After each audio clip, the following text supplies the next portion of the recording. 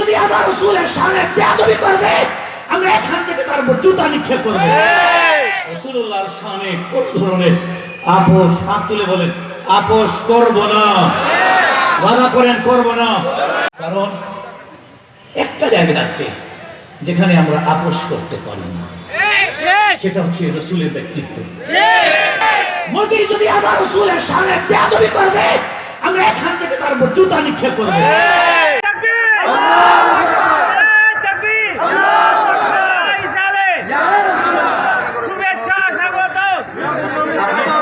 আপনি জানেন কাশ্মীরে মুসলমানদের উপর অত্যাচার করা হয়েছে।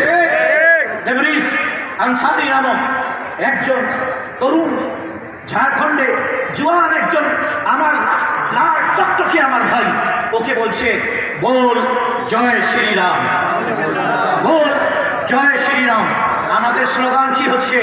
আল্লাহু আকবার। জোরে বলেন নারে তাকবীর।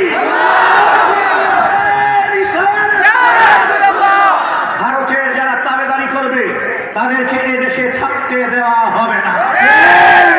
কারণ ভারত 71-এ যেই আমাদেরকে সহযোগিতা করেছিল, নিজের স্বার্থের জন্য করেছিল। এতদিন অঙ্গরাজ্য বানিয়ে রেখেছিল, ঠিক কিনা? বাপরে বাপ, আল্লাহু আকবার। আমরা বলতে চাই, একটা মুরব্বী চলন্ত ট্রেনে নামাজ পড়তেছিল। আল্লাহ, ওকে কিলায় ওর রক্তাক্ত করে তারা ওকে শোয়ে দিয়ে পা দিয়ে তাদের ওপর, ওই ব্যক্তির ওপর শত শত RSS, বিজেপি, বজরং দল, এরা বিশ্ব হিন্দু পরিষদ, এরা তার বুকের ওপর লাথি মেরে আমার ওই মুরব্বীকে শহীদ করেছে।